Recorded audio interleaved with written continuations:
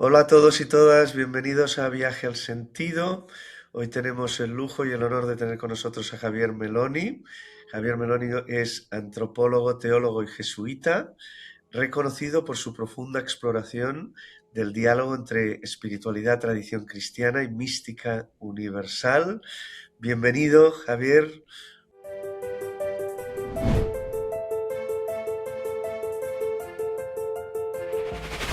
Muchas gracias por la invitación y por la oportunidad que nos damos ambos de compartir reflexión, vida, experiencia. Muy bien. Javier integra muy bien silencio, presencia y búsqueda interior como caminos para la comprensión de la conciencia y el misterio de la vida. Hace tiempo que voy detrás tuyo, Javier. Por fin he conseguido la entrevista y voy a intentar aprovecharla al máximo y exprimirte el máximo de jugo para sacarte en esta horita que estaremos juntos todo el jugo que pueda. Y me gustaría empezar, Javier, con tu experiencia personal. De decir, oye, ¿cómo? Porque todo el mundo habla de espiritualidad, ¿no? Y yo creo que cada persona entiende la espiritualidad de una manera diferente, ¿no? Entonces, me gustaría que me dijeras cómo vives tú la espiritualidad en tu día a día, dónde estás en el camino espiritual y qué es para ti la espiritualidad. Bueno, eso es mucho, ¿eh? Me pides mucho. Bueno, vamos a ver. ¿Qué es para mí la espiritualidad? Bueno, para mí la espiritualidad es el aire que respiro, ¿eh? Sin duda, ¿eh? O sea, no podría vivir sin eso como tampoco puedo vivir, no podemos vivir sin aire, ¿no? Por eso la palabra espíritu significa aire, precisamente, ¿no? Pero bueno, sí, yo digamos, lo he dicho en otros lugares, pero creo que es bueno ser verdadero en lo que ha sido importante para mi vida. Y a los 12 años, a los 14 años fui marcado por una experiencia muy fuerte de Dios, digamos, y desde entonces voy a la busca de eso, ¿no? O sea, luego he entendido que aquello fue una anticipación del final, ¿no? Se me puso al final en la cima para que luego a lo largo de toda mi vida la recorriera el camino hasta la cima, ¿no? Porque una cosa son las experiencias puntuales, y esto en el sufismo se hace una distinción muy interesante entre estado y estación. Los estados, hal se llama, son momentos puntuales importantes, pero que son efímeros, y en cambio las makam, las estaciones, son etapas perdurables, ¿no? Entonces, como en la vida, creo que a todos, de un modo u otro, se nos han dado experiencias fulgurantes que han abierto un horizonte, que nos han puesto en camino y luego hay que recorrerlo, ¿no? Bueno, pues yo diría que esto es, entonces, en mi caso, esto se dio en un contexto muy, muy cristiano, pero lo sigo siendo, o sea, no soy sacerdote, jesuita, y eso marcó mi llamada porque eso se dio en una Eucaristía y entonces ahí se concentró todo, ¿no? Sensación de que ahí estaba todo unido, ¿no? Lo divino, lo humano, el pan mismo, que es lo cósmico, hablaremos de lo cosmoteándrico, si se da. ¿Cómo fue esta experiencia a los 14 años? Bueno, esa ¿Cuánto experiencia, ¿no? duró? Fue en una comunión del Día de Todos los Santos. Yo tenía 14 años, en casa éramos practicantes, muy practicantes, pero bueno, yo aquel día fui por mi cuenta a misa sin esperar nada especial. Y bueno, en el momento de la comunión, pues sin esperar, como digo, bueno, era una misa ordinaria, de pronto una apertura de amor, de conocimiento, de unión, ¿no? O sea, de plenitud, vamos, no cabía yo, no cabía en eso, ¿no? O sea, eso me abría por todas partes, ¿no? Y eso aquel día duró horas, ¿no? Pero luego duró pues casi un año, digamos, ¿no? Con sus altibajos, evidentemente, ¿no? Pero eso quedó abierto, ¿no? Quedó abierto y sin embargo, como te decía, hay que luego recorrerlo, ¿no? Con esa intensidad no se puede vivir, digamos, ¿no? Y entonces, bueno, pues yo, claro, ahí me entregué a Dios, ¿no? O sea, yo me entregué a ese fuego, ¿no? Quería arder en ese fuego, ¿no? Quería seguir ardiendo en ese fuego. Y mi camino, pues como cristiano, que es en el contexto en el que hallaba, pues eso se expresaba y se sigue expresando en la entrega a Dios, que en mi caso pasó por ser jesuita y también sacerdote, ¿no? Y en cada Eucaristía, de hecho, en cada consagración, yo siento esa, no con la misma intensidad, porque si no, no lo podría aguantar, digamos, pero sí siento traspasado por algo que desciende profundamente y queda ahí, digamos, ¿no? Y eso luego se comulga, ¿no? Y entonces uno lo que entiende es que ese pan y ese vino, ¿no?, que ofrecemos en la Eucaristía, en el fondo somos cada uno de nosotros, ¿no? Y yo mismo cuando hago la celebración, bueno, pero todos, ¿no? Cada uno. Y yo en cuanto a mí me concierne, ¿no? Bueno, y por lo tanto este acto de... Yo creo que Perdón. una cosa muy interesante de lo que de tu viaje, ¿no? Es que has sido cruzado mucho más por la vivencia que por la creencia, por el dogma, ¿no? Es decir, Bueno, tienes una vida muy atravesada por la vivencia de la contemplación y estas experiencias místicas que tuviste, más allá de la creencia y el dogma de la religión. Pues es eh, sí, Henri Bergson, que es un filósofo del siglo inicios del siglo XX en francés, en un clima de la descreencia francesa intelectual de principios de siglo, él introdujo la mirada de la mística en el campo académico, ¿no? Y entonces dice una cosa muy bella, dice, las religiones son el enfriamiento de la experiencia incandescente original, ¿no? O sea, en cada religión hay una experiencia fundante del fundador, ¿eh? y del primer grupo, en el caso cristiano pues es Cristo y los discípulos con la experiencia pascual, lo que ahora vamos a celebrar en estos días próximos. Y entonces, bueno, eso no se puede aguantar siempre, ¿no? He dicho muchas veces, ¿no? Jesús solo fue una vez en su vida a misa, que fue la Eucaristía, y eso consumió su vida, ¿no? En cambio, nosotros, ¿qué hacemos? Pues vamos, bueno, los que practican, pues van cada domingo, cada día, y eso no consume su vida. Ese fuego, o sea, si te entregas de verdad, eso debería ser una... Entonces, las religiones son el enfriamiento, tanto intelectual como ritualizado, para poder soportar ese fuego, porque si no, entonces, el peligro es que ese enfriamiento se cosifique, se congele, se repita, se convierta bueno, en algo ya fosilizado, ¿no? Entonces, cada generación de todas las tradiciones religiosas y de cualquier otra tradición, también ideológica o filosófica o lo que fuere, tiene que retomar ese fuego y volverlo a calentar, digamos, ¿no? Entonces, pues sí, yo siento que, bueno, que soy responsable como de mi generación, o sea, junto con los de mi generación, de dar un sentido nuevo a palabras que de tanto repetirlas han perdido el sentido, el gusto y su fuerza, ¿no? Sí. Y ahí, Javier, ¿quiere eso decir, con lo que estás diciendo, que todas las religiones son verdaderas? Es decir, entre los diferentes posicionamientos de todas las religiones son verdaderas, todas las religiones son falsas.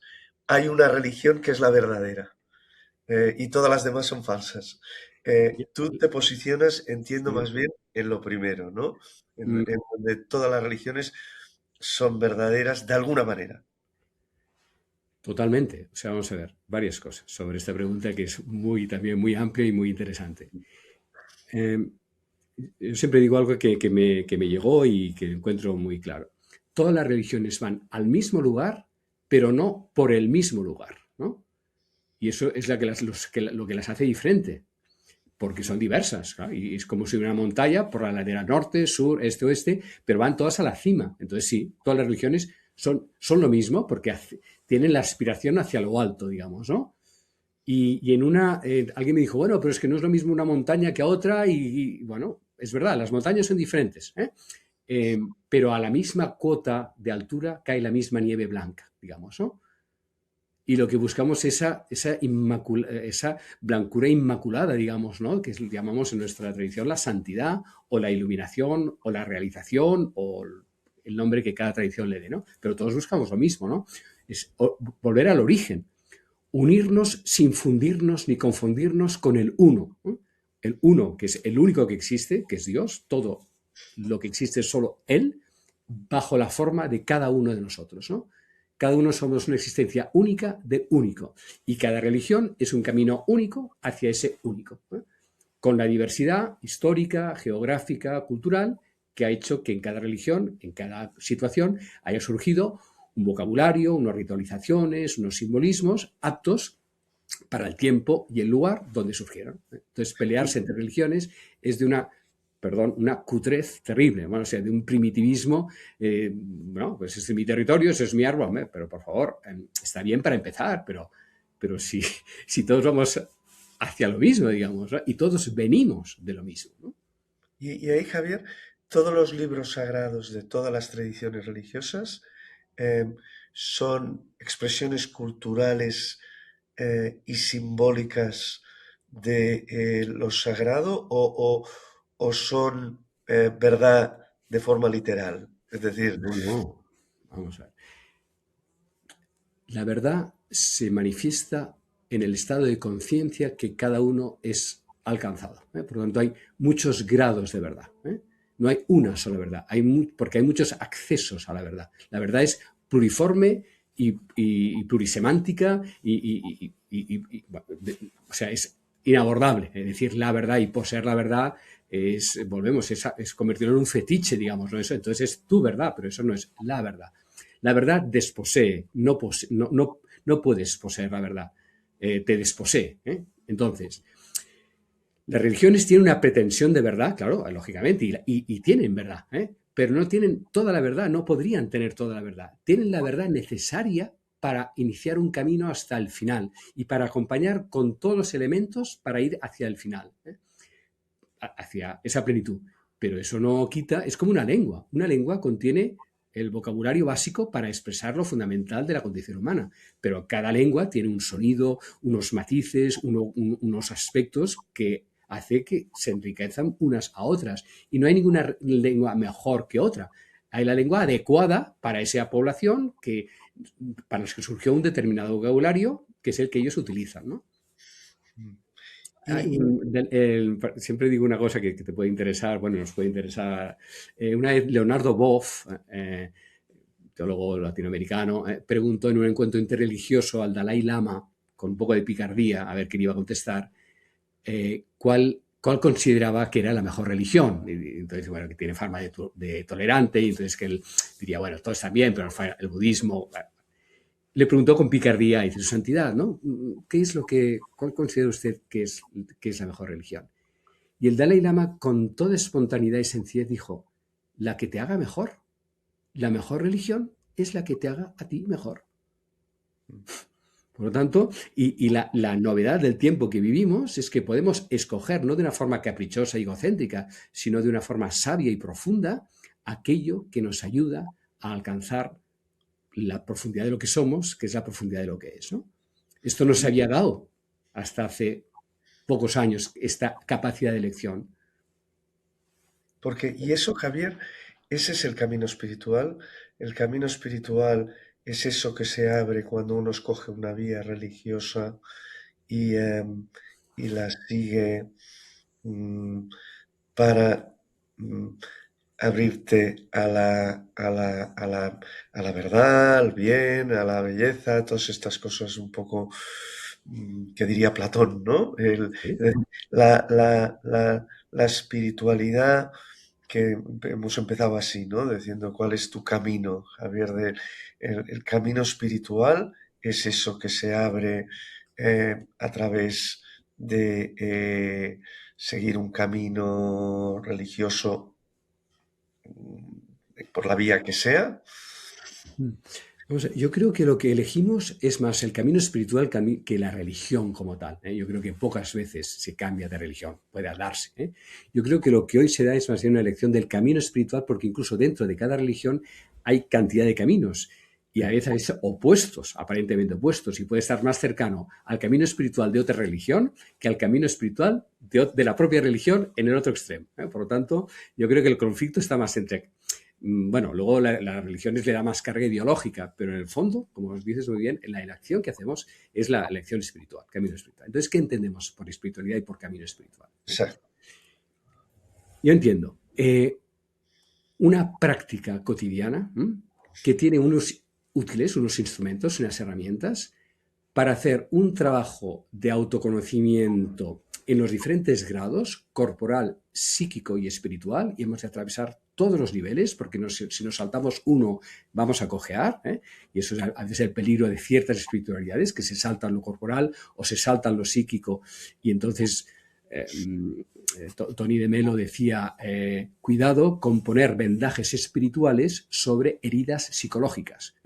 Si no curas primero la herida, todo eso estará supurando siempre, ¿no? Entonces, lo espiritual no elude ni lo corporal ni lo psicológico, sino que lo integra en un plano superior, digamos, ¿no? O sea, más profundo, ¿no? Y al mismo tiempo que uno se va conociendo a sí mismo, lo del Delfos, ¿no? El misterio de Eleusis, conócete a ti mismo, ¿no? Ese conocimiento que es universal.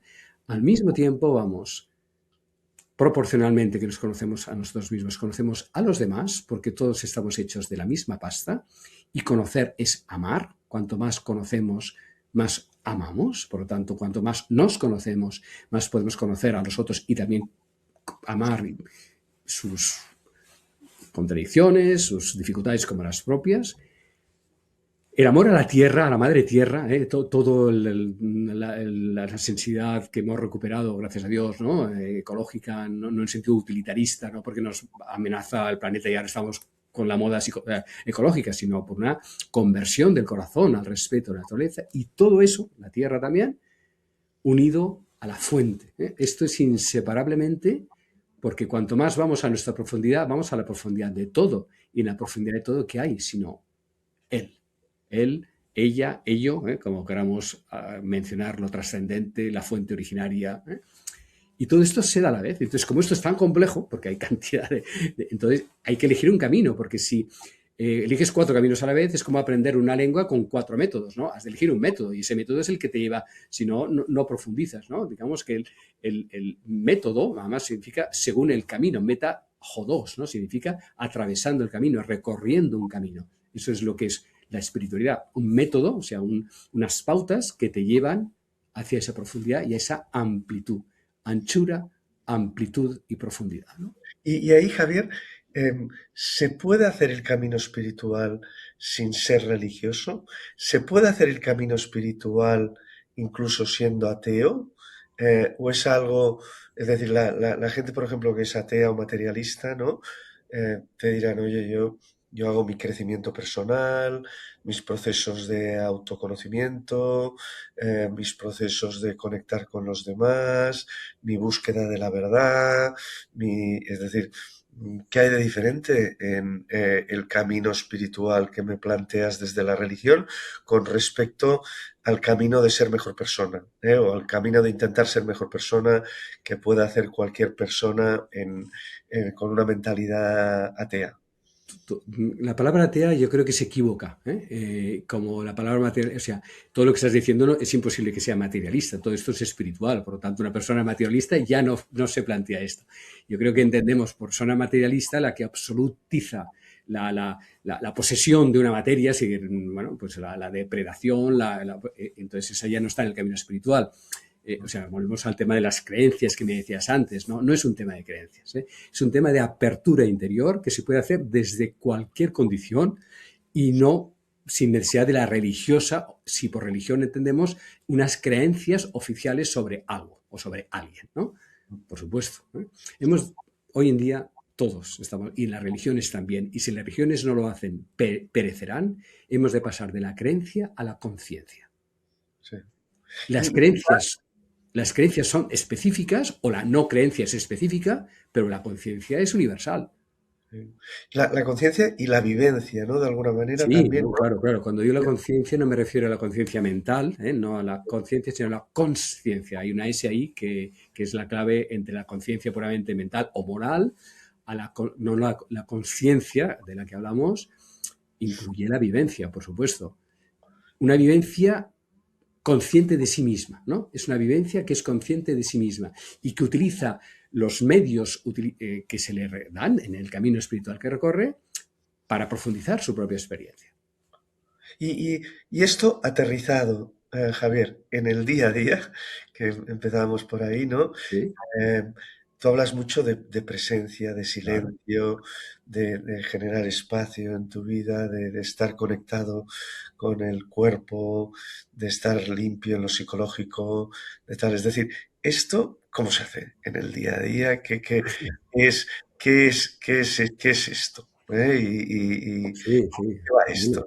Claro, claro, esta es la cuestión, ¿no? Porque al final nuestra vida nos la jugamos a cada instante, ¿no? Entonces, ¿cómo nos bautizamos de la pureza y de la sacralidad de cada instante, ¿no? Esa es la cosa.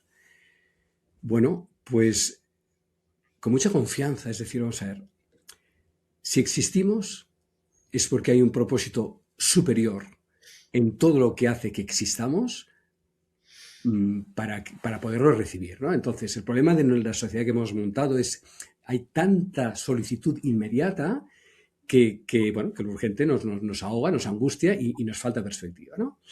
Entonces, unos o algunos, como yo en este caso, nos hemos dado un paso atrás o arriba, o no sé dónde, y nos hemos retirado para vivir de otra manera y poder dar luz a los que están en el fragor de la batalla, aunque aquí también cada uno tiene sus propias batallas y aunque te retires también estás en el cada día y en lo inmediato, ¿eh? O sea que tampoco eso lo resuelves para nada, pero donde voy es eh, mm, cómo vivir con plena entrega y al mismo tiempo con distancia ese acto que estás realizando, ¿eh?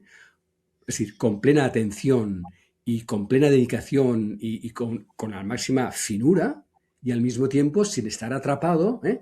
En el éxito, en el logro, en la culpabilidad, en la ansiedad, en la que quedamos que nuestra sociedad, ¿eh? Basada en los logros, ¿no?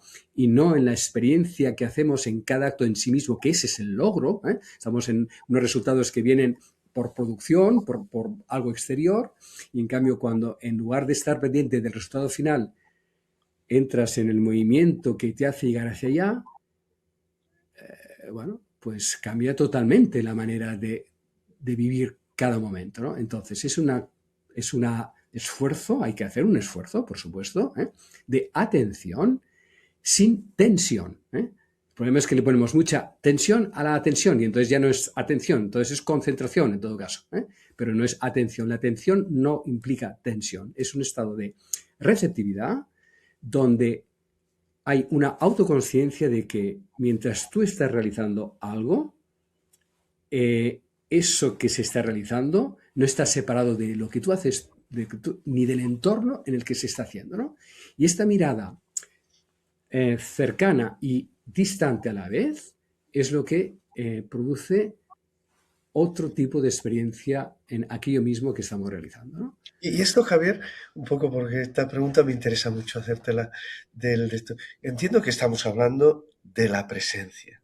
Uh -huh. Entiendo que estamos hablando de abrir un espacio de silencio en el yo que experimenta el momento con plenitud y con una presencia muy amorosa que emana cuando nos ponemos en silencio, ¿no?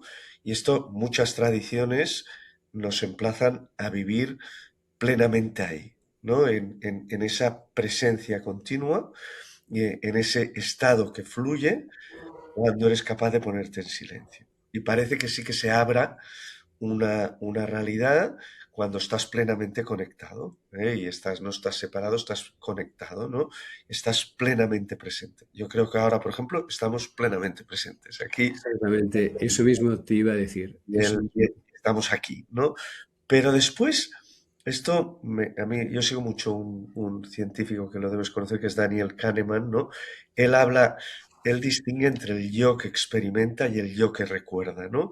Y él dice, el yo que experimenta es es el que está plenamente presente, el que fluye, el que está conectado con el momento, pero después hay otra vida que es muy humana, no tan animal, es más humana, que es el yo que recuerda, que es la parte más mental y es el que hace la vida, el que hace la vida, el que piensa hacia dónde ir, dónde estoy, cómo voy evolucionando en la vida. Es un poco la parte más mental que nos va apareciendo también a lo largo del día y que es el que nos atrapa en el pasado o el que nos atrapa en lo que esperamos del futuro, es el que proyecta, es el que nos introduce más en una habitación mental, ¿no? Y que nos dice también cómo vamos en la vida, si lo estamos haciendo bien, si lo estamos haciendo mal, el que genera expectativas, el que razona, el que piensa, no es el que está plenamente conectado en el presente, ¿no? Y él distingue entre el yo que experimenta y el yo que recuerda, ¿no? Y esto como encaja en la vida espiritual, porque yo, a medida que he ido entrevistando gente, Javier, hay mucha gente que me dice, no, no, yo estoy intentando estar plenamente presente, pero hay muchos momentos al día que no estás ahí, que estás en el otro, ¿no? Y entonces, ¿esto tú cómo lo combinas o qué es lo que te despierta esto que te estoy contando? No, es así y yo también estoy ahí. Entonces, pero cuando uno entra en el camino espiritual cada vez más a fondo, en cualquier momento puedes volver. O sea, porque jamás dejamos de estar en el presente, jamás dejamos de estar en presencia. El camino de regreso es instantáneo en el momento en que te das cuenta, no has de ir a ningún otro sitio que aquí mismo, ¿no? Entonces, si cuanto antes te das cuenta de que te estás exiliando, que te estás alienando, el regreso a casa, como dice Tistahan, o de aquí a aquí, como hemos dicho algunos, eh, pues es instantáneo, ¿no? Por lo tanto, la paradoja es que nunca dejamos de estar en presencia y en el presente. Nunca. Entonces, es cuestión de conocer las propias trampas, ¿no? Por donde cada cual tiene sus derivas. Unas son de ansiedad, otras son de de culpabilidad. Las ansiedades son más del futuro, ¿eh? Las culpabilidades son más del pasado. ¿Eh? Bueno, cada cual tiene el temor, el reconocimiento. Por eso decíamos porque hay fisuras, ¿no? Entonces, estas fisuras no, son fugas del presente. ¿Eh? Y entonces, cuanto más vas recorriendo tu propio contorno, más puedes identificar por dónde hay. Y entonces, contener y mantener el estado de presencia. Sí. Pero como vivimos en una sociedad muy acelerada, esto solo es posible si cada día tenemos algunos momentos significativos y cada cual tiene que saber cuánto dura esos tiempos significativos de meditación. No porque en la meditación es la clave de todo, no, sino porque en la meditación estamos totalmente entregados a esa observación, de manera que cuando estemos haciendo dos o tres cosas a la vez, aquel rato que hemos meditado nos ha dado una conexión más fuerte para que podamos mantenerla en el tiempo de la no meditación explícita, digamos, ¿no? Franz Jalix, el maestro jesuita que yo tuve y cuyo camino sigo desde hace 15 años, en el retiro que nos hizo la vez que vino a Manresa, vino hace 15 años y luego vino hace 8 años, ahora ya murió. Al acabar los ejercicios nos dijo, y comprometeros 2 horas de meditación diaria, si no, esto no servirá de nada.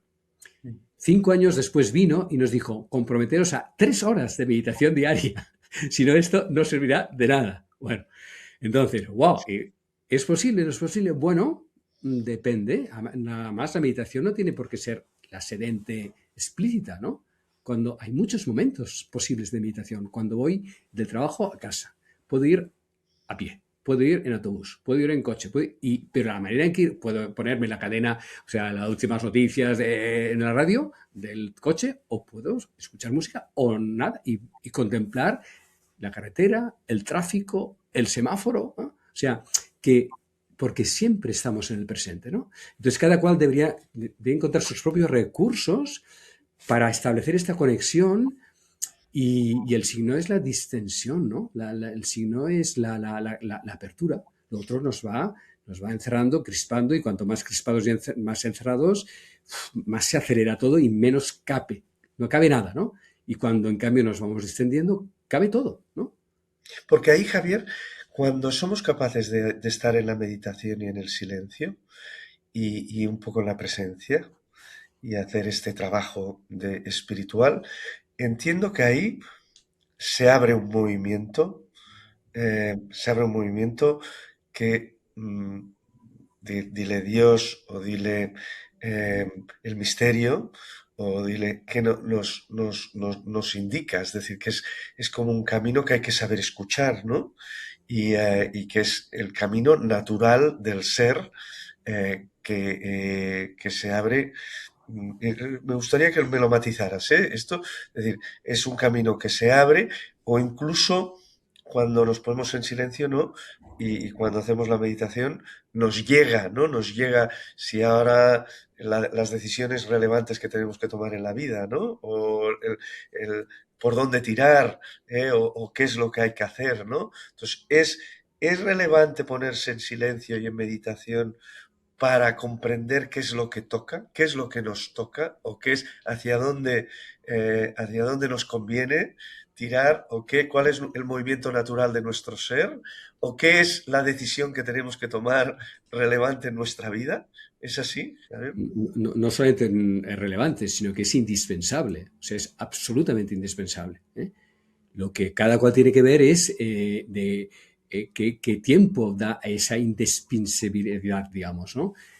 Igual que no podemos estar nutridos si no comemos, no podemos estar descansados si no dormimos y no podemos estar limpios si no nos aseamos, y esto lo hacemos de orden diario. Las tres cosas son microconos. Ahí el día, las 24 horas del día son microcronos que contienen la vida completa. Desde que nos despertamos hasta que vamos a dormir, es casi del nacimiento a la muerte, ¿eh? Cada día la salida del sol. Entonces, estas tres cosas fundamentales, que es el comer, el descansar y el aseo, son de orden diario. Y si un día no lo haces, puedes sobrevivir. A los 2 días la cosa empieza a ir mal. Al tercero ya casi no aguantas, o tú o los que están cerca de ti, es el tema de aseo, digamos, ¿no? Bueno, qué decir. Entonces, lo mismo con la meditación. O sea, yo sueño que en la sociedad futura, habrán las casas, los apartamentos, lo harán con una sala de meditación, igual que ahora se pone una sala de estar, un baño, un dormitorio, pues una sala de meditación. Es en la sociedad futura, o en lo que hacemos todos, si no perecemos antes, que esto parece que vamos en vía de que estamos en el abismo. Si tenemos a tiempo todavía de dar la vuelta, claro, es inconcebible vivir sin ese estado de retracción. En tiempos de nuestros abuelos o antes, pues solo yendo al trabajo con el carramato o a pie y tal, ya se daba esa contemplación. O solo ver cómo salía el sol, cómo decidía por la noche, la hoguera de los campesinos cuando llegaban a casa, ¿no? Entonces, esos espacios meditativos se daban por vía natural. Hoy en día los hemos recortado y impedido, y no digamos ya con el móvil, ¿no? Que nos esperan, ¿no? 10 llamadas a la vez, o sea, y si tardas más de media hora en responder, ya te dicen, hey, ¿qué pasa? Bueno, esto es una locura. Por lo tanto, proporcional a la precipitación de nuestra sociedad, hemos de encontrar los tiempos de retracción, ¿no? Y entonces, cada cual tiene que ver qué tiempo diario le da para que se produzca esa lucidez que da la distancia, sí. Porque, y esa, Javier, es decir, lo que nos da la meditación, el silencio y la presencia, es una apertura de lo que decíamos antes, de lo que no, del movimiento natural. Es decir, que si no lo hacemos, es muy probable que tomemos malas decisiones, que no estemos conectados, que nos equivoquemos, que generemos mucho ruido, ¿qué tal? En cambio, si hacemos el camino espiritual, es como que se nos abre una vida con sentido, se nos abre lo que da sentido a nuestra vida, se nos muestra lo que nos conviene. ¿Es así? Sí, yo creo que, vamos a ver, la meditación actúa como mínimo en 4 planos a la vez, ¿eh? Primero en el corporal, es decir, la conciencia corporal que da la postura adecuada hace que te des cuenta cómo estás respirando, la tensión de alguno de tus miembros, el dolor de cabeza o el dolor de estómago. O sea, primero es un contacto con nuestra propia casa. O sea, es de nuevo volver a casa. Estamos fuera del cuerpo continuamente. Entonces, la primera cosa, estoy en mi envoltorio, en nuestra casa, es el guante donde está puesta mi mano. Entonces, ¿no? Si te raspa y tal, pues primero es sentir el asentamiento en la espacio-temporalidad que es nuestro cuerpo, importantísima, porque todo lo hacemos a partir de ese. Primera cosa. Segundo, sería la cuestión afectiva, es decir, todos los movimientos emocionales que tenemos de todo tipo, de enfado, de tristeza, de rabia, ¿no? Ponerle nombre. Mientras no ponemos nombre a lo que nos sucede, eso nos domina, ¿eh? nos tiene cautivos, ¿no? La conciencia que decíamos antes, al identificarla, dice, vale, eso está en mí, pero yo no soy todo eso, ¿no? Esa distanciación es como apagar el gas de un fuego que te está quemando, te das cuenta de que está la llama, entonces apagas el gas solo por darte cuenta de que el gas estaba encendido, ¿eh? Eso sería en todo el ámbito, digamos, emocional, de alguna forma. Podríamos ir al ámbito energético, pero ahí, bueno, no es mi campo directamente, pero también están ahí, ¿eh? Todo el tema de que no es solamente lo corporal, hay como expansiones del corazón, bueno, todo, en fin, no voy a entrar mucho por ahí porque tampoco es 100% mi campo. Y luego está lo que es propiamente la autopresencia, que es más cognitiva, de alguna manera, más y entonces ahí es donde se ordenan también lo que dices, distingues lo inmediato de lo mediato, la decisión que hay que tomar, eso es más cognitivo, por lo tanto, corporal, lo físico, emocional, segundo, psíquico, mental, lo tercero, más mental, lo que tiene que ver con el sentido, con la clarificación del barullo, y luego, o a la vez, entonces se abre una apertura a lo trascendente, porque hasta ahí no hemos trascendido, ahí estamos en casa, o sea, estamos pacificando en casa, pero todavía estamos en nosotros, ¿no? Ahí se abre otra cosa, otra dimensión, en la cual estamos siempre, por otro lado, ¿no? Pero no conectados, y entonces cuando eso se abre, entonces ahí empieza otro paisaje todavía, más profundo, más ancho, más alto, que es la presencia con mayúscula, ¿no? Eso a lo que los cristianos llamamos tú, ¿no? Que no se acaba, donde acaba mi yo, empieza su tú, pero al mismo tiempo, ¿dónde acaba el yo y dónde acaba el tú? Si estamos unidos inseparablemente y digo tú a lo que es la profundidad de mí sin que quede agotado en mí, bueno, eso no como un juego de palabras, sino como una profunda experiencia de que cuando mi casa está ordenada, si hay demasiado barullo, es muy difícil que todo esto pueda suceder, y por eso los 3 niveles que te he dicho antes. En el cuarto, lo que se abre es esa profundidad con mayúscula, que es la presencia. Entonces, lo que tratamos de hacer en la meditación es estar presentes, autopresentes en estos 3 niveles, corporal, psíquico y mental, en la presencia con mayúscula que abre todo otro horizonte, ¿no? Sí. Y Javier, ¿y esa es en esencia la vía jesuita? Es decir, ¿qué define en esencia la vía jesuita, que es la que entiendo que tú estás siguiendo, ¿no, Javier?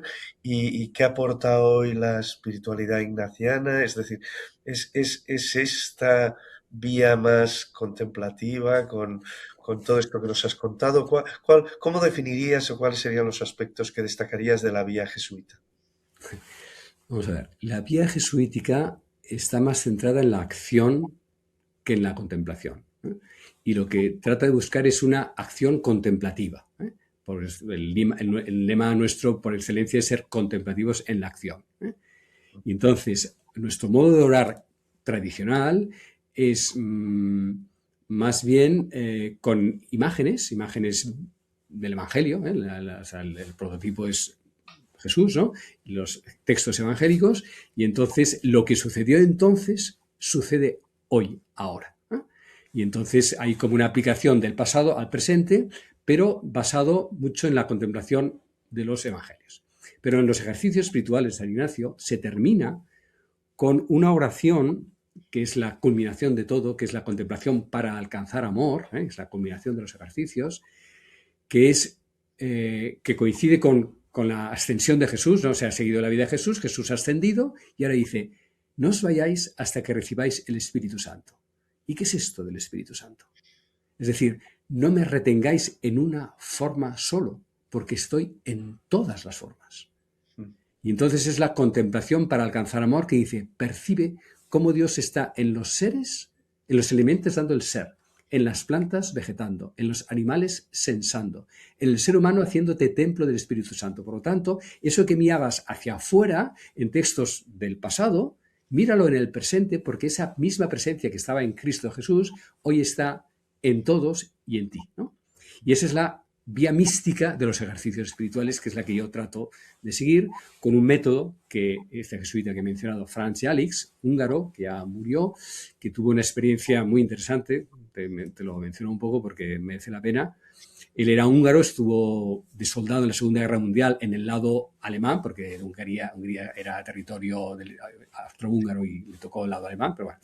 Y estando con 17 años en el final de la guerra, en unos bombardeos que estaban tirando los aliados entre ruinas, asustado como todos sus compañeros ahí de que esto no se nos va a caer encima del edificio, de pronto, en medio de ese bombardeo y sirenas, tiene una experiencia de Dios, una expansión de conciencia, y dice, ¿y qué? ¿Y si muero ahora? ¿Qué?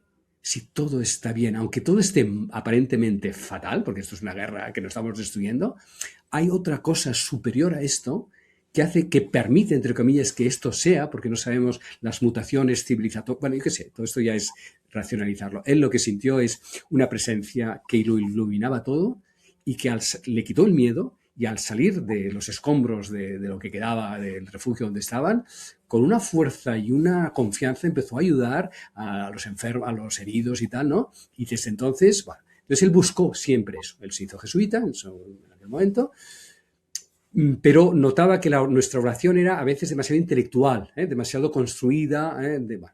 Y entonces dice, ¿dónde está la contemplación para alcanzar amor de los ejercicios que está presente, pero muy al final, ¿no? Entonces él investigó por otras partes y entonces tomó de la oración oriental cristiana, la repetición de los monjes ortodoxos de Monte Athos, ¿no? La repetición del nombre de Jesús, que es el mantra cristiano, ¿no? Igual que hay mantras hindúes, mantras budistas, mantras sufíes, pues hay mantra cristiano, que es... Bueno, y eso es lo que él enseñó. Pero en este... fue detenido durante la dictadura de los militares, de los generales argentinos, y estuvo 6 meses encarcelado con su compañero, también jesuita, amanillados, esperando cada semana que les liberaran. Y dice, yo no enloquecí porque había aprendido a orar, ¿no? La repetición del nombre de Jesús es lo que le salvó de la locura o del suicidio o de la autodestrucción. Bueno, y entonces cuando salió de la prisión dije, yo me quiero dedicar a enseñar esto, porque ahí tenemos tan cerca la salvación, ¿no? Y entonces te digo una cosa muy bonita. Jesús, el nombre de Jesús significa, Jesús es una contracción de Yeshua, ¿eh? Y Yehoshua, significa Dios salva. Pero Dios, que es Yahvé salva, Yehoshua, Jehová, ¿no? Yahvé es el no nombre de Dios, que es yo soy. Por lo tanto, lo que salva es ser uno mismo. Jesús es Dios salva, yo soy salva. Cuando yo soy, en verdad, soy salvado por mí mismo, sabiendo que ese mí mismo es el Dios que está en mí. Por lo tanto, cuando decimos Jesús, estamos diciendo nuestro propio nombre, porque lo que estamos diciendo es que seamos tal como Él fue. Bueno. Y ahí, Javier, un poco el... Por eso por eso soy jesuita. Ita Yesu, como Jesús. Ese es mi anhelo. Ita Yesu, jesuita, al modo de Jesús. Eso es lo que yo desearía ser, ¿no? Y Bueno. cuando hablas de la acción contemplativa, Javier, de la vía jesuita, ¿no? Entiendo que lo que estamos hablando es que de lo que decíamos antes, de ponerte en contemplación y en silencio y en presencia, cuando consigues hacer esto 2 horas o 3 horas o el tiempo que haga falta durante el día, ¿no? Se abre una presencia amorosa, ¿no? Que lleva a una acción y a una entrega amorosa hacia los demás, ¿no? Si el camino es este, ¿eh? Claro. Yo me abro al silencio, a la contemplación, el trabajo en el cuerpo, sano un poco la psique, la mente y tal, y entonces en este espacio trascendente que dices también se abre una empatía, ¿no? Sí, Y una acción hacia los demás, ¿no? ¿Es así? totalmente. Totalmente. Mira, nosotros meditamos con las manos así, porque hay un centro de energía en los dos palmas, y llevar la atención a los centros de las dos palmas ayuda a abrir también el corazón, y además se produce también como una especie como de apertura aquí arriba también, vamos, en el tercer ojo. Y entonces de aquí a las manos, esta postura tiene la forma de cáliz. Somos un cáliz, un receptáculo. El símbolo de camino de contemplación, que es el camino que practicamos nosotros, derivado de Franz Jalix, es un cuenco, es decir, un cáliz, una apertura. O sea, ¿a dónde lleva la meditación? A estar abiertos. Y estar abiertos significa dos cosas inseparablemente. Acoger. Estar abierto significa acojo todo lo que viene y al cabo del día vienen cantidad de cosas, digamos, ¿no? Y entonces, porque la misma apertura que me hace acoger a la fuente me posibilita y me da la capacidad de acoger todo lo que también procede de la fuente. Pero no solo es la acogida, sino que también es la entrega. La misma apertura con la que recibes es la misma con la que te das a los demás, ¿no? Y en ese movimiento no forzado, sino fluido y confiado de recibir y de entregar, nos convertimos en pasajes, en servidores, servidores de la realidad, de construir conjuntamente, de hacer real la realidad, de realizar, ¿no? Entonces nuestros actos no son haceres, sino que son experiencias integrales donde la totalidad de lo que somos convoca lo divino, me convoca a mí porque soy quien lo hago y convoca al mundo porque es hacia quién lo hago, para servir al mundo, para transformar el mundo, ¿no? Estas tres cosas a la vez son muy potentes, ¿no? Entonces, para sostener esto en cada momento del día o cuanto más tiempo durante el día, cada cual, volvemos a lo de antes, ha de ver qué tiempo explícito necesita para darle gas, digamos, ¿no? O sea, para poner la batería, o sea, es cargar las baterías para que luego el coche, boom, durante el día esté en eso, digamos, ¿no? Es un recargo de baterías, ¿no? Y ahí, Javier, claramente hay personas que lo conseguís más y hay personas que lo consiguen menos, ¿no? Claro. Y en ese camino, uno muchas veces hay personas que ni siquiera son capaces ni de vislumbrarlo, ¿no? De que hay ese camino, ¿no? Entonces, hay mucha confusión. Antes hablabas del cuerpo, la psique, la mente. Entonces, hay mucha gente que el cuerpo no les permite abrirse, ¿no? Hay mucha gente que no les permite, o porque maltratas al cuerpo, o porque no te, o porque tienes algunos temas que hace que te sea más difícil, o tal, pero hay ahí poca apertura fruto del cuerpo, ¿no? Después has hablado un poquito también del viaje psicológico, ¿no? Hay mucha gente que, pues bueno, tiene mucho trauma o tiene muchos patrones o tiene cosas que no están resueltas, que van a un retiro y que después vuelven a casa y como psicológicamente no han hecho un trabajo, pues les cuesta mucho más también la apertura, ¿no? Y en lo cognitivo también muchas veces hay mucha gente que se quedan como muy enganchados en creencias, a veces te he escuchado hablar de abrazar la realidad, ¿no? De comprender la realidad, de abrazar cada vez más realidad, ¿no? Y hay mucha gente que vive como muy metida en una comprensión con creencias y valores muy limitantes, ¿no? Entonces, bueno, yo lo que veo es todo esto como grandes limitantes para poderte meter en el camino espiritual que ahora hablabas, ¿no? Es decir, cómo evitar como persona todos estos errores o todos estos fallos del sistema que no nos permiten abrirnos al camino de verdad, ¿no? O al camino espiritual de esta acogida y esta entrega, ¿no? Esta apertura, esta escuchar al silencio, esta escuchar el movimiento natural, ¿no? ¿Por qué no? ¿Por qué fallamos tanto, Javier? ¿Qué pasa para que fallemos tanto en no saberlo escuchar, ¿no? Porque estamos muy, muy tarados, muy enfermos en nuestra sociedad. Esta nos ha sacudido mucho, digamos, ¿no? Entonces nos hemos dedicado a lo exterior, olvidándonos de lo interior, y lo exterior ahora mismo estamos viendo lo que está sucediendo, ¿no? O sea, ¿no? Hay un límite. Si todos queremos lo del otro, pues hay, pues todas las guerras estamos desatadas, ¿no? Entonces, y esto nos ha dañado. Entonces, no empezamos de cero, empezamos de menos 20, digamos, ¿no? Bueno, pero no importa, porque estamos vivos y somos vivientes, ¿no? Digo, para mí lo importante no es ser creyente, es ser viviente, ¿eh? Y la vida ya tiene en sí el instinto de más vida, ¿eh? Por lo tanto, lo más importante es que se despierte por algún lado el anhelo de que es posible vivir de otra manera. Eso es el primer despertar espiritual.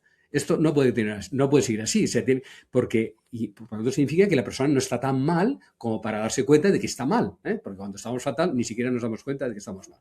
Cuando empezamos a darnos cuenta de que estamos mal es cuando empezamos a estar bien, digamos, ¿no? ¿Vale? Entonces hemos de caminar a partir de donde estamos, ¿no? Entonces, hay cosas que podemos resolver nosotros en la meditación, hay cosas que hemos de pedir ayuda, porque nosotros no tenemos perspectiva. Entonces, hay ciertos trabajos psicológicos que no se resuelven por la meditación solo, porque está demasiado, hay unas estructuras, como has dicho, ciertos patrones, que si no hay alguien que desde afuera te echa una mano, entonces no puedes, ¿no? Pero bueno, lo bonito es que todo camino es verdadero si se hace verdaderamente. O sea, no hay una verdad exterior al modo de caminar esa verdad, digamos, ¿no? Un camino aparentemente verdadero, si lo haces desauténticamente, deja de ser verdadero, ¿no? Por lo tanto, y la verdad es una escucha, sí, es verdad, es una cuestión de escucha, de poder identificar en lugar de buscar siempre los enemigos fuera, o sea, esto también es otro signo de crecimiento, de despertar espiritual, y dice, bueno, en lugar de estar peleándome con todo el mundo, a ver qué hay en mí que está enfadado o herido, que hace que no me pueda hacer...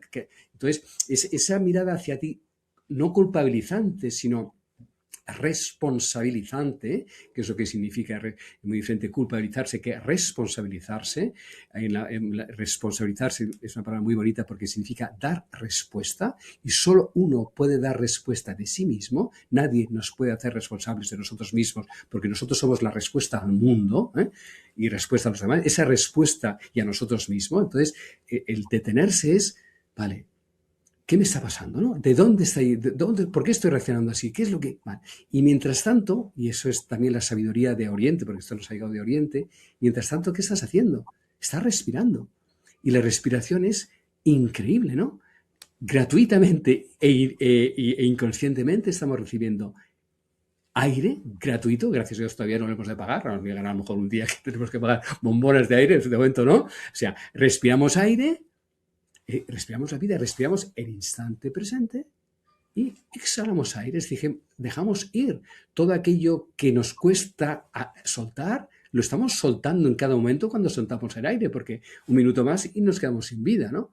Por lo tanto, algo tan simple, por eso en los años 70, ¿no? Cuando empezó el movimiento oriental y tal, en busca de sentido, y entonces iban a los gurús allá y le decía, no respondían a ninguna pregunta mental que hacían los occidentales. Decían, usted póngase a respirar y después de aquí, mañana, dedica 5 horas a respiración y mañana volvemos a hablar, ¿no? Habían desaparecido todas las preguntas habían desaparecido. Porque la conexión con la vida es anterior al sentido de la vida, porque el sentido es algo que ponemos mentalmente. La vida tiene sentido por sí misma. El sentido que le queremos dar es una sobreimposición mental que nos aparta de la vida, según cómo busquemos el sentido. Entonces, a dónde iba la respiración, ¿no? Como el movimiento básico de la copa que decía antes, ¿no? Entonces, también, a lo mejor, en lugar de las 3 horas, que son un poco difíciles, si durante 3 paradas al día, al empezar a trabajar donde trabajo, a media mañana, antes o después de tomar el café, y a media tarde antes de irme del trabajo, 5 minutos, solo 5 minutos. Inspiro, expiro, expiro. Estoy aquí. Es que no nos damos cuenta de que estamos aquí, ahora mismo. Estamos hablando aquí. Y de pronto, ahora mismo, se abre otra cosa, ¿no? Y eso, Javier, para sostenerlo, un poco lo que decíamos antes, ¿no? Las personas que no son capaces de sostenerlo durante mucho tiempo durante el día, eh, hay ahí también un trabajo previo que Sí, tienen que hacer sí. mm, en lo que decíamos, ¿no? En el cuerpo, en lo Sí, sí. psicológico, en lo cognitivo. Es decir, si no hay ese trabajo previo, mm, ¿sirve de mucho hacer en la vía espiritual? O, es decir, hay que poner primero unos básicos antes de poder abrirte a lo espiritual. Yo no haría primero, yo lo haría simultáneamente, ¿eh? O sea, no, porque si no, no llegaríamos nunca. O sea, Dios o la trascendencia está siempre aquí, como el aire, ¿eh? No hemos de estar sanos para respirar. Respiramos como podemos. Si estamos sanos, respiraremos mejor, pero si hemos de esperar a respirar para estar sanos, nos morimos antes de habernos curado, ¿no? Por lo tanto, no, no. Lo espiritual está siempre presente, ¿eh? Siempre sosteniéndonos, siempre abrazándonos, siempre disponible, ¿no? Pero es cierto que si uno siente que hay demasiado ruido, el dolor y ruido van juntos, ¿no? Cuando hay ruido es que hay dolor y cuando hay dolor hay ruido, por lo tanto si hay mucho ruido o mucho dolor, pues a ver por dónde sales, porque el dolor no deja de ser una señal, un indicativo, ¿no? que se acrecienta mientras no lo escucho. Está ahí para ser escuchado, ¿eh? Por lo tanto, en el momento que estoy escuchado, de alguna manera ya lo estoy atendiendo. Y si lo estoy atendiendo, ya lo estoy rebajando. Ya he empezado el camino espiritual. Pero claro, hay que poner muchos más recursos para eso, ¿no? Si ese ruido permanece, ¿no? Y entonces luego también hay diferentes maneras de meditar. Hay movimientos, hay meditaciones, por ejemplo, si una persona está muy nerviosa, pues hay meditaciones más activas, como por ejemplo pues el qigong, el yoga, o sea, con movimiento, ¿no? Entonces el movimiento ayuda, incluso la danza contemplativa, ¿eh? Incluso hay danzas aparentemente, incluso hasta un poco, digamos, no digo salvajes, pero bueno, o sea, aparentemente que no serían meditativas y lo son, ¿eh? Porque están descargando el cuerpo y te están silenciando la mente y te están conectando con algo mayor que es el ritmo, el movimiento, o sea, por lo tanto hay posibilidades, hay muchas, con el peligro de que hayan demasiadas en un mercado que uno quisiera consumirlo, o sea, lo inmediato. Uno de los grandes enemigos, digamos, de la espiritualidad es la inmediatez, ¿no? Esto no es un camino inmediato, ¿eh? Y entonces queremos resultados ya, fast spirituality, ¿no? Entonces, pues eso es uno de los grandes errores, ¿no? Es un camino lento de crecimiento vegetal, lentamente se va creciendo y entonces a veces, ostras, llevo años y parece que no pasa nada. Bueno, como un árbol. Los árboles crecen al principio bastante rápido y luego pueden pasar un siglo, 2 siglos sin crecer ni un centímetro, pero están vivos. No se trata de crecer, se trata de estar vivos. Bueno, pues estamos vivos, ¿no? De permanecer, no se trata de crecer, sino de permanecer, ¿no? Como Y los árboles. es decir, hay dos modos en la realidad, el cuando uno está conectado y cuando uno está desconectado, que está en el ruido, la inmediatez, la, la, la psique, bueno, el pasado, el futuro. Es decir, hay o estoy conectado o no estoy conectado y el camino espiritual es un camino para estar más conectado y para estar mucho más en presencia y en silencio y tal, o es un camino progresivo en donde voy alcanzando progresivamente estados de un poquito más de presencia, silencio, pero es un camino más progresivo, no es una cosa dual de Sí, estoy. yo creo que no es dual. O sea, el dual puede ser, puede haber un momento de despertar, que de pronto ves que no habías estado ahí hasta ahora, y ese momento de despertar es importante porque de pronto te permite ver lo que no es, pero luego hay que integrarlo y en la integración hay muchas gamas intermedias. Yo creo que el crecimiento vegetal es lo más adecuado al crecimiento espiritual, ¿eh? Porque es lento, pero es irreversible. Todo lo que crece cada año un árbol no lo decrece ya, queda en el tronco del árbol en forma de anillo, ¿no? Es lento, no percibes, ves un árbol en un año, 2 años, parece que no haya crecido, al cabo de 10 ves que ha crecido un poco, pero lo que ha crecido no lo va a decrecer, ¿no? Pues el crecimiento espiritual es de orden vegetal, de orden arbóreo, ¿no? Y Javier, cuando hablas a menudo de abrazar la realidad sin filtros, de abrazar cada vez más realidad, hablas de abrazar más realidad, ¿a qué te estás refiriendo? Eh, cuando A- y al no de- juicio, al no juicio, a la mirada compasiva que lo aguanta todo, lo soporta todo, porque lo comprende todo y lo ama todo. Y esa es la única forma de transformar la realidad. sin juicio, no juicio, que es la mirada de Dios, lo dice Jesús, ¿no? Vuestro Padre del cielo, sed perfectos como vuestro Padre del cielo. Perfectos no es una categoría moral, sino la palabra que utiliza es en griego celeioi, es sed completos como vuestro Padre del cielo es, que lo abraza todo. Entonces, Y de ahí, Javier, ¿cómo consigues no estar en una, es decir, no caer en no saber discernir claro, moralmente? claro, claro. O, porque el no juicio te puede llevar a la aceptación de los horrores más grandes que No, no, puedan no, haber, no, no, para ¿no? nada. No, no, no, no. Estoy en el no juicio y al mismo tiempo soy capaz de discernir Claro, de claro. marcar Cuando en juicio condeno, en el fondo, todo juicio que hacemos es una condena al otro, ¿no? Y los que nos quedamos bien somos nosotros, ¿no? Porque yo condeno y entonces yo no soy eso y ahí es donde está el problema del juicio. Al juiciar estamos separando, yo no tengo que ver con eso y además condeno al otro y lo pongo en la categoría que yo le he aplicado. Eso es el juicio, ¿no? Cuando decimos el juicio nos referimos a eso. No me refiero al no discernimiento, al contrario. Cuanto más amas, más disciernes y más fina es tu mirada. Y no la, pero miras el acto o la situación, pero no condenas a la persona. El juicio es sobre la persona, el discernimiento es sobre el acto. Entonces hay un gran discernimiento sobre el acto, pero no hay condena de la persona. A eso me refería. ¿Y de dónde emana la moral? La moral, eh, el bien, el mal, ¿qué diferencia hay entre actuar bien y actuar desde la conciencia? Es decir, mm, la virtud, el bien, el mal. ¿Esto qué es? ¿Y de dónde Bueno, emana y de dónde sale? yo creo que eso viene del instinto divino que hay en nosotros. Si somos parte de Dios, chispa de Dios, y Dios es el origen del bien, en nosotros está el instinto del bien, digamos, ¿no? Eso yo creo que forma parte de nuestra naturaleza más profunda, porque somos partícipes de la divinidad, ¿no?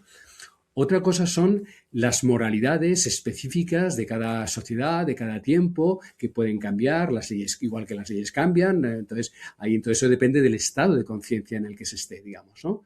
Cuanto más alto es el estado de conciencia, más fina es la, la percepción de lo inadecuado para uno mismo y no para imponerlo en el otro, sino para irradiarlo en el otro. O sea, se trata de irradiar lo que uno es, ¿no? De irradiar el bien, no de predicarlo o de obligar al bien, ¿no? Que es el gran desastre de todos los totalitarismos, sean religiosos, ideológicos, de cualquier tipo, incluso la República de Platón, que no funcionó, porque parece que lo pusieron en un tiempo en marcha en Sicilia, que es donde él ubicó, y no funcionó, porque aquello estaba impuesto. Entonces, eso no se puede imponer, ¿no? Pero sí que se puede irradiar. Entonces es una cuestión de irradiación. ¿Y cómo resuelves tú, Javier, el famoso problema del mal en la espiritualidad y de cosas? Antes, cuando hemos empezado, hemos comentado el caso de esta chica que ayer mm, murió por eutanasia, que había sido violada y después se intentó suicidar, se quedó tetrapléjica. Y ahí realmente la realidad produce cosas muy difíciles de comprender, ¿no? A nivel de injusticias, a nivel de deformaciones genéticas, a nivel de casos en donde ves que yo no sé si esta chica en ningún momento tuvo alguna posibilidad de hacer una vida mínimamente digna o de abrirse al camino espiritual, ¿no? Y entonces, ¿eso qué es? ¿No? Eso, ¿cómo lo explicamos desde una perspectiva espiritual? ¿No? Eh, ¿qué podemos decir ahí, Javier? Es una gran pregunta, ¿no? Es una gran pregunta el problema del mal, ¿no? Yo creo, y con todo el respeto por todo el dolor que el mal produce en el mundo, y sin para nada banalizarlo, todo lo contrario, con toda la sacralidad, he dicho que que el dolor es sacralidad salvaje, ¿eh? O sea, con todo el respeto por todo lo que se está cometiendo en estos momentos, todas las infamias en Palestina, en Ucrania, en Sudán, en fin, todo lo que no sabemos incluso. Todo esto, yo estoy absolutamente convencido de que forma parte de un bien, del camino hacia un bien mayor, ¿no? O sea, es el aprendizaje de la especie humana y de cada uno de los miembros de la especie humana, que a través del dolor aprendemos lo que es esa situación, y entonces esto es un larguísimo aprendizaje. Entonces yo creo que lo que nos falta es perspectiva. Todo esto es mucho más amplio de lo que podemos imaginar. Todo esto no se juega en una sola vida. Esto es mucho más amplio. Entonces, yo creo profundamente, y eso lo creo cada vez más, que elegimos las condiciones de vida que vamos a vivir con un propósito y que hemos tenido el coraje de elegir ese propósito y que lo llevamos al término hasta el final. Y esta chica, por ejemplo, que ha sido víctima, ¿eh? Pero en el modo de pedir la dignidad de su morir, hace que estemos hablando de ella. Por lo tanto, esa mujer ha tenido una misión. Estamos hablando de ella y la estamos honrando. Por lo tanto, esa vida no está desperdiciada para nada. Ahora mismo la estamos honrando porque en todo su sufrimiento ha sostenido una dignidad que la ha hecho llevar hasta a buscar y a pedir una muerte digna, ¿no? Por lo tanto, estamos todos entrelazados, Xavier. Ella es nosotros somos ella. El dolor por ella es nuestro dolor también, por todos los ellas que han habido y por todos los otros que... O sea, todo esto es una sola experiencia. Todos somos uno. Y lo que en el mundo de la separación hay víctimas y verdugos, y los hay, claro que sí, no niego para nada la barbaridad, de los actos humanos en ese plano que hay que considerar y resolver a ese plano, pero a la vez hay muchos planos más. Por lo tanto, yo creo que el mal solo puede comprenderse con una perspectiva mayor, donde está incluido en un proceso de un bien mayor. Es nuestro aprendizaje como especie humana, no solo especie humana, sino especie, o sea, aventura cósmica, porque todo esto es mucho más grande. Y entrando ahí en la aventura cósmica, Javier, ¿qué entiendes tú como qué es el misterio? Es decir, ¿cómo entiendes lo que somos o de dónde venimos? Y qué es esto, ¿no? ¿Qué es todo esto? ¿Qué es todo esto? ¿Qué es ¿no? todo esto? ¿Qué hacemos aquí?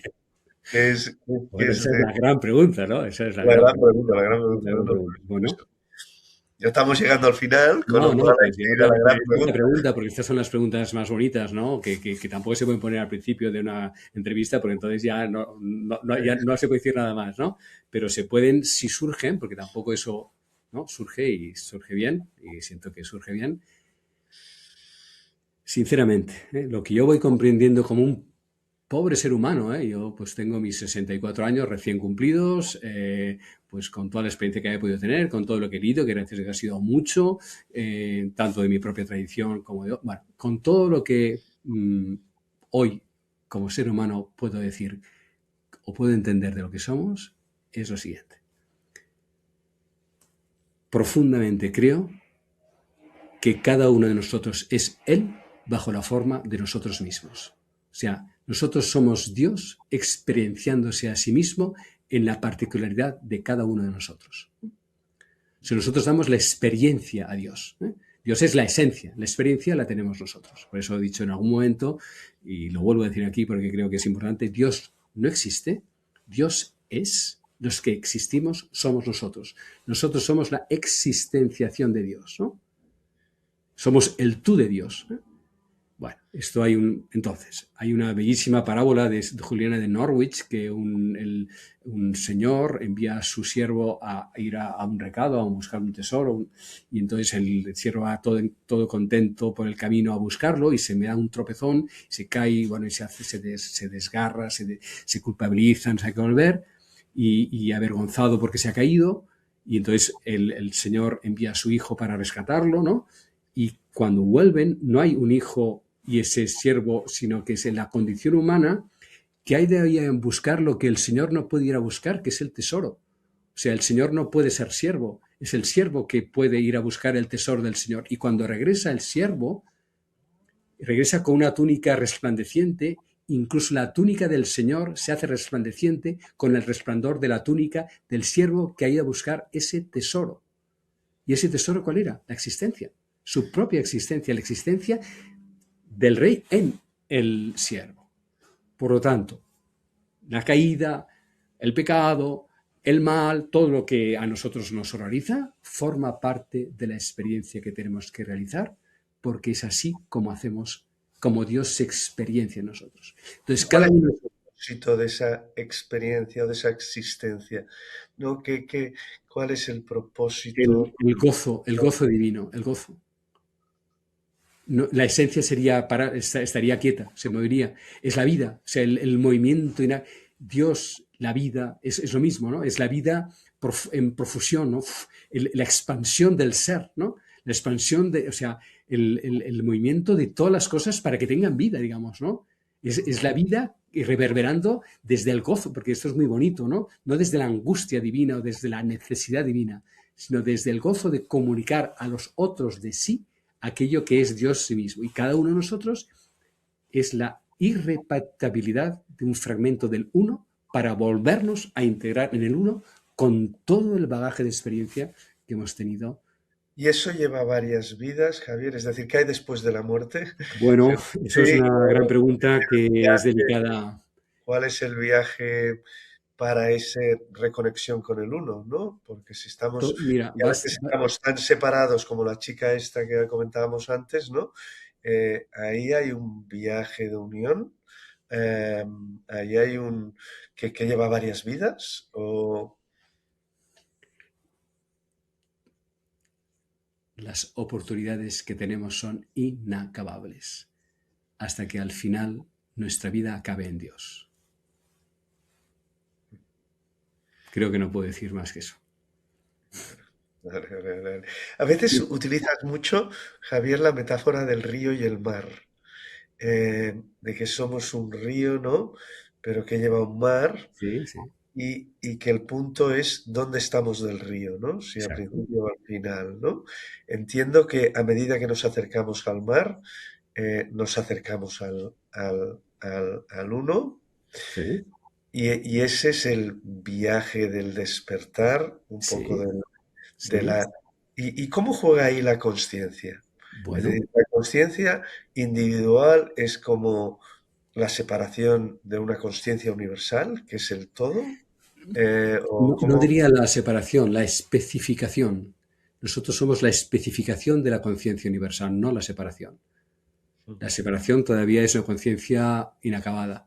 Lo bonito del agua que va, del río que va al mar, es que ella ya es agua. Va al encuentro del agua que ya es, ¿no?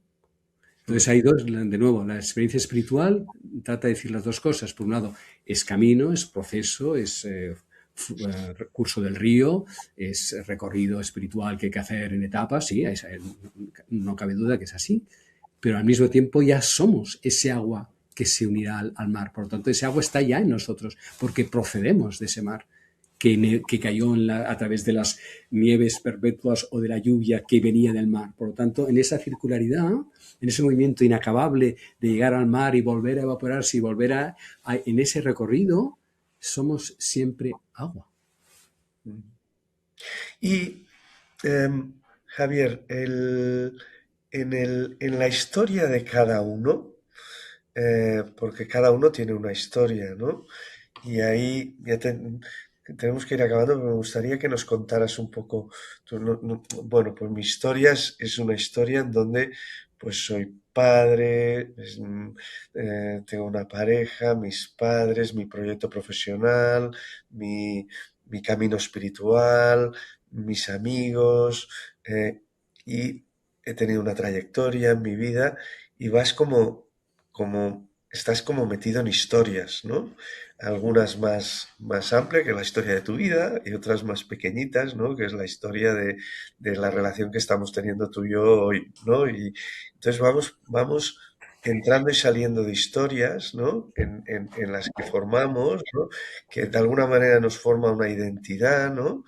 Entonces, ¿cómo saber lo que me consta que ahora te has ido a vivir a una pequeña comunidad, que estás creando una pequeña comunidad, ¿no? Entonces, has sentido que esa era parte de tu historia, entiendo ahora, ¿no? Sí. Y has montado ahí. Entonces, ¿cómo sabemos lo que nos toca en cada momento en la historia, en las historias en las que estamos metidos? ¿Es eso donde tenemos que estar con el silencio y tal para entender lo que nos llega o lo que nos... ¿qué podrías decir ahí? Bueno, sí, nuestra vida es un largo recorrido, unos más largos que otros, unos más homogéneos, recorridos más homogéneos que otros. No hay ríos que van desde glaciares increíbles y pasan por territorios de lo más variopinto, en cambio otros ríos más como más comunes, bueno, más cortos o por paisajes más previsibles. Bueno, todo está bien. Lo importante es que tu río, tu agua llegue al mar, ¿no?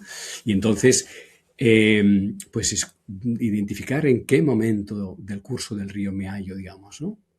Mm.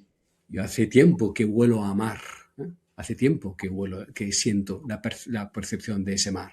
Bueno, pues, y las circunstancias me han permitido abrir este espacio, no solo para mí, porque creo que hay muchas más personas que están deseando vivir de esta manera y en un tiempo de colapso hemos de pasar de la crítica y la queja continuas a la proposición de una alternativa. Toda la energía que ponemos quejándonos o criticando, pongámosla en crear algo adecuado para nuestro tiempo. Bueno, pues ahí somos suficientes para empezar lo que hemos empezado, ¿no? Y que está empezando en muchos más sitios. Nosotros somos un ejemplo más de una, yo creo, de una primavera en medio de un debate terrible, ¿no? O sea, de esta polarización que está viviendo el planeta. Hay mucho que está derruyendo, pero hay mucho también que está emergiendo silenciosamente, ¿no? Entonces, bueno, yo siento esa llamada, esa fuerza, gracias a Dios, la tengo todavía, física, psíquica, espiritual, de momento la tengo, pues para hacer un servicio. ¿Cuánto estaré aquí o cuánto viviré? Cuando aquí me refiero al planeta Tierra, pues no sé, espero que no demasiado. O sea, lo necesario para hacer la tarea y irme al siguiente paso, ¿eh? Pero bueno, sí, entonces, escuchando. O sea, Ignacio habla de la consolación y la desolación, ¿no? Que es la polaridad. La desolación, la consolación es aquello que nos expande, que no es una alegría inmediata, ¿no? Sino que es algo como más profundo, ¿no? Que tiene sentido, que tiene solidez, que hace que tiene como una visión global de todo, donde entiendes que eso va en esa dirección, en ese conjunto, y la desolación es cuando te estás negando a ti mismo, te estás traicionando a ti mismo, ¿no? Entonces, pues en esa lectura de consolación y desolación, en esa escucha interior y en esa escucha exterior también de los signos, vas tramando una vida, ¿no? La vas tejiendo, ¿no? Vas tejiendo una vida, ¿no? Y ahora, ¿Y pues parece que hay qué que siente prescindir. ahora Javier Meloni? ¿Qué es lo que le toca ahora en este momento, en el momento Lo en que el me que toca. está? Si nos Bueno, puedes lo contar un que poco el proyecto en el que está. brevemente, muy brevemente. Mira, lo que me toca es, ahí estoy ahora ya en este lugar. Esto es una masía que está en el Valles, por encima de Manresa, y un grupo de personas. Hemos empezado ya una cosa que se llama poblados contemplativos cosmoteándricos. Ese es el nombre que está muy pensado porque el nombre tiene que decir lo que es y no otra cosa. Poblado significa un lugar de acogida para que se produzca un modo de vivir que es comunitario, pero el acento no está puesto en la creación de una nueva comunidad, sino en una vida en común en un lugar que se vive así. Por lo tanto, la idea de poblado, más poblado es como una palabra amplia, también antigua, que un poco así, un poco despeinada, ¿no? Pues poblado está bien, ¿no? Bueno, poblado. O sea, tiene muchas posibilidades en su configuración, ¿no? Poblado. Lugar que convoca, ¿eh? Lugar. Donde, bueno. Contemplativo porque el acento está puesto en la meditación, en la atención consciente, en las 3 horas que hacemos de meditación, una antes de cada comida, ¿eh? O sea, son 3 momentos al día, pero para luego, y vivir un clima de silencio, también en algún momento hemos llegado a pensar que podría llamarse santuarios del silencio, bueno, lo hemos puesto así, poblado contemplativo. Y cosmoteándrico, pues una palabra de Raymond Paniker que significa en un solo término, 3 cosas a la vez, que es cosmos, tierra, naturaleza, theos, lo divino, y andros, el ser humano, ¿no? La inseparabilidad del cultivo y el respeto y la veneración por la madre tierra, por el Padre Cielo, digamos, por lo que viene de la fuente y por los hermanos y hermanas vivimos aquí, ¿no? Bueno, pues eso es lo que tratamos humildemente de vivir. Y eso, Javier, lo hacéis con un propósito de simplemente para vosotros mismos o queréis mostrar No, no, a, no. A ver, primero porque nosotros lo deseamos vivir. O sea, eso viene de la cueva de San Ignacio, ¿no? Donde hacíamos retiros de tres fines de semana al año, 8 días al año. Y dice, bien, está bien, pero ¿por qué 8 días al año solo o 3 fines de semana durante el curso? ¿Por qué no siempre? ¿Eh? Por lo tanto, es como un deseo de profundizar en lo que ya hemos empezado a vivir, pero dándole continuidad, ¿no? Pero no, eso está abierto, estará abierto en la medida en que dispongamos el espacio para poder acoger. Todavía somos pocos y no el espacio, nada, o sea, ahora tenemos 12 habitaciones para el grupo primero, ¿no? Si Dios quiere, pues iremos habilitando espacios y podrá ir creciendo en la medida en que responda a las necesidades que la gente quiera. Por lo tanto, será para residentes fijos, pero también para presencias esporádicas o puntuales de retiros o de gente que sí, poco a poco. ¿Alguna vez te he oído hablar, Javier? Y ya tenemos que ir terminando, pero me gustaría, de que ves el mundo un poco bipolar, en el sentido de que hay como un montón de gente que está en ruido y en la inmediatez y en el conflicto y después, pero después cada vez más ves este otro mundo que está en el silencio y en lo contemplativo, ¿no? Cuéntame un poco con esta idea y ¿Sí? cómo la estás viendo a día de hoy en un mundo que está más convulso que nunca, ¿no? En un momento en que se están extremando las polaridades, el espacio de distancia entre los dos polos posibilita más realidad, ¿no? Si un péndulo se mueve poco, pues es poco el tiempo que marca, ¿no? Si el péndulo se alarga más, está generando, por lo tanto, estamos en estos momentos dando mucha fuerza para que nazca algo nuevo, ¿eh? O sea, el movimiento pendular de un nacimiento nuevo para la especie humana, ¿eh? Entonces, no es el fin del mundo, pero sí que es el fin de un mundo, ¿eh? Y para que sea el fin de un mundo, lo viejo tiene que perecer, ¿eh? Y al mismo tiempo tiene que estar ya naciendo lo que ya están haciendo, ¿no? ¿En qué grado eso va a coexistir? ¿En qué grado va a ser convulso ese final? Bueno, en algunos lugares del planeta ya lo está siendo convulso, ¿no? ¿En qué medida eso nos afecta a todos? Bueno, de alguna manera ya nos está afectando. Puede afectarnos más o menos. Lo importante es que la mirada esté puesta en lo nuevo, no en lo que perece, ¿no? Y entonces no nos dará miedo que caiga lo viejo, porque lo viejo ya está cayendo. Lo importante es que aquellos que sintamos el impulso hacia lo nuevo, o individualmente, cada cual en su guerra particular, como la tuya, con tu programa de YouTube, o nosotros haciendo esto, pues anunciamos lo nuevo que están haciendo, ¿no? Entonces, Y lo creo legítimamente. para terminar, la última pregunta, Javier. Los que sintamos esta llamada hacia lo nuevo, eh, ¿cuál recomendarías como práctica la más simple o la más profunda en la que nos podemos meter? ¿O cuál sería una recomendación práctica, concreta, para alguien que se quiera abrir a lo nuevo? El sí permanente, siempre sí. No cansarse de decir sí. Aunque estemos hartos, fatigados, ¿qué hago yo metido en este lío? Renovar el sí. Vale la pena. Mirar hacia adelante. La salida está hacia adelante, no hacia atrás. La salida está hacia la nueva criatura. Y si decimos, nos sostenemos en ese sí, ayudaremos a ese parto. Muy bien, Javier. Como me esperaba, ha sido un auténtico lujo haberte entrevistado y espero pronto que cuando la comunidad ¿Sí? coja fuerza, venirte a ver y no sé si nuestros oyentes también. Muchas gracias, Javier.